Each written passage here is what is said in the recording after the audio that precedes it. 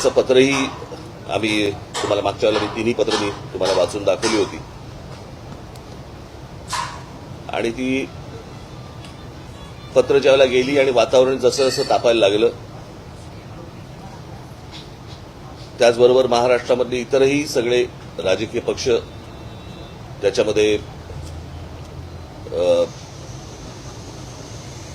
उद्धव ठाकरेंची शिवसेना असेल, राष्ट्रवादी काँग्रेस असेल, शरद पवार साहेबांची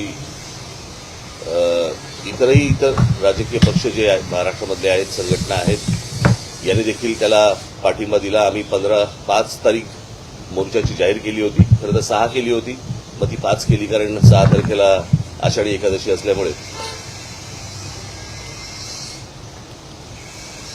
आणि हा जर मोर्चा निघाला असता तर मला असं वाटतं न भूतो असा मोर्चा हा निघाला असता. जे साधारणपणे 70-75 वर्षाचे जी लोक आहेत त्यांना कदाचित संयुक्त महाराष्ट्राचा काळ आठवला असता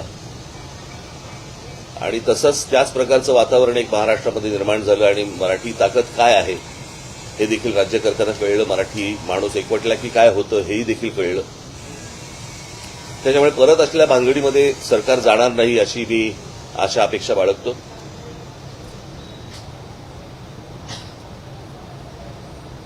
खरं तर या गोष्टी काही करायची आवश्यकताच नव्हती, काही गरजच नव्हती. त्या दिवशी माझ्याकडे दादा भुसे ज्यावेळेला मंत्री आले त्यावेळेला त्यांनी मला सांगितलं की आमचं ऐकून तर घ्या.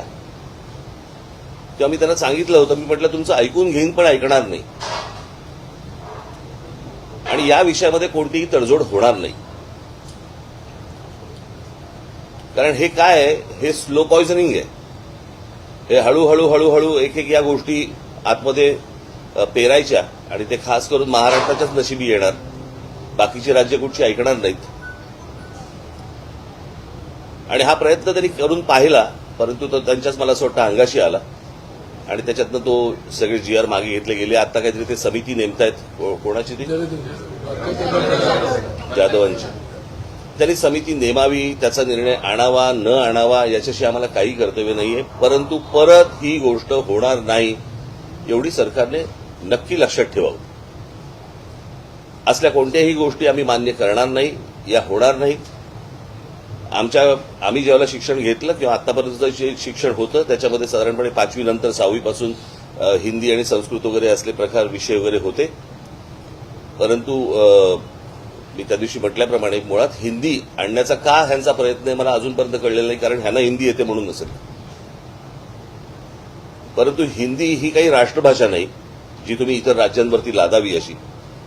आणि ही हिंदी एका प्रांताची भाषा आहे. त्या प्रांताच्या भाषेचा मग आमची खरं तर बघायला गेलं तर ह्याच्यावरती अनेक लोकांनी बोलले होते की उत्तर भारतातले अनेक लोक हे महाराष्ट्रामध्ये नोकरीसाठी येतात. खरं तर त्या भागामध्ये मराठी शिकवली पाहिजे. ते न करता म्हणजे 100-150 वर्षापूर्वीची एक भाषा 3000 वर्षापूर्वीच्या भाषेच्या वरती वरचढ होण्यासाठी प्रयत्न करायला लावतात हे लोक. तेव्हा हे मान्य होऊच शकत नाही, हे होणार नाही. काल मला त्या ह्यांचा हा जो निर्णय आला त्याच्यानंतर संजय राऊतांचा मला फोन आला होता आणि त्यांनी सांगितलं की आपल्याला काय करायचं पुढे. म्हटलं आपल्याला मोर्चा तर रद्द करायला लागेल आता. तर त्यांनी म्हणाले की आपण एक विजयी मेळावा आपण घ्यायला पाहिजे. म्हटलं घेऊया. म्हणाले मग 5 तारखेला आपण जाहीर केलं तर 5 तारखेला घेऊया का. म्हटलं 5 तारखेला घेता येईल. म्हटलं आत्ता काही ठिकाण जाहीर करू नका. म्हटलं मी माझ्या लोकांशी पहिल्यांदा बोलीन, चर्चा करीन आणि चर्चा केल्यानंतर म्हटलं मग आपण एकत्र मिळून ठरवू आणि मग त्याच्यानंतर बघू आपण 5 तारखेला काय करायचं ते.